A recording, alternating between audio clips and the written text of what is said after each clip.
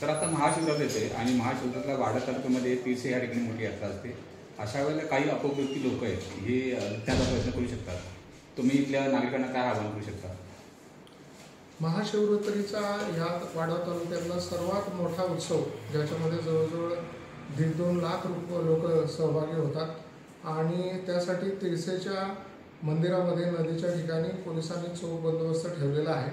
वाहतुकीचं व्यवस्थापन S T मंडळासाठी वेगळी जागा देऊन त्या ठिकाणी त्यांचा वेगळा डेपो, ट्रॅफिक डायव्हर्शन त्या संदर्भातलं नोटिफिकेशन आणि त्या गावकऱ्यांची तसेच उत्सवाच्या ज्या ट्रस्टी आहेत त्यांची बैठक, इथे येणाऱ्या प्रमुख पुजारी इतरांच्या सोबतचं बैठक ही आम्ही आमच्या स्तरावर केले। माननीय तहसीलदार आणि इतर यांना देखील सर्व प्रशासकीय अधिकाऱ्यांना पत्रव्यवहार करून त्याबाबत व्यवस्थापन करण्याची आम्ही पत्रव्यवहार केलेला आहे।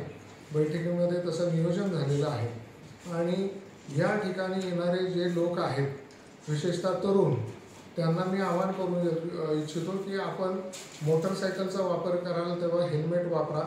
विदाऊट लायसन्स असणाऱ्या लोकांनी या ठिकाणी येऊ नका, मोटरसायकल चालवू नका। त्याच्यामुळे बऱ्याच वेळा आता नुकताच एक अपघात झाला, त्याच्यामध्ये तरुण त्याचा जीव गेला।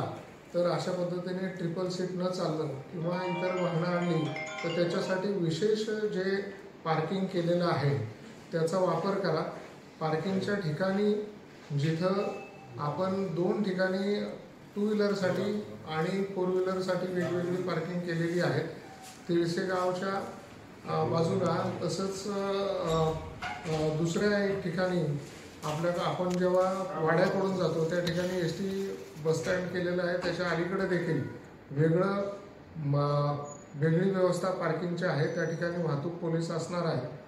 पे एन पार्कची व्यवस्था गावाकडून करण्यात येणार आहे।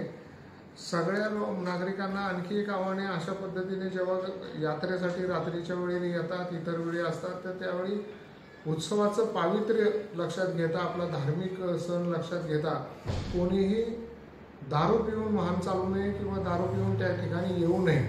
त्या ठिकाणी कोणत्याही नॉनव्हेजची दुकानं किंवा इतर अशा पद्धतीचा जे ह्या उत्सवाला कलंकित करू शकतात अशा गोष्टी जवळपास आणू नये, जेणेकरून इतर जे व्हेज असणारे लोक आहेत किंवा शाकाहारी लोक आहेत त्यांच्या भावना दुखवल्या जाणार नाहीत आणि आपलं धार्मिक पावित्र्य राहील। तसंच त्या ठिकाणी जे मासे आहेत त्याच्यासाठी काही खाजगी संस्थांकडून विशेष संरक्षणाची व्यवस्था आहे, त्यांना आम्ही मदत देतोय। स्वयंसेवक नेमलेत, त्यांना देखील आम्ही योग्य पद्धतीने मार्गदर्शन करणार आहे। त्या ठिकाणी अग्निशामक दल, स्वच्छतागृह अशी व्यवस्था देखील करण्याचं आम्ही आवाहन करून तसा पत्रव्यवहार केलेला आहे।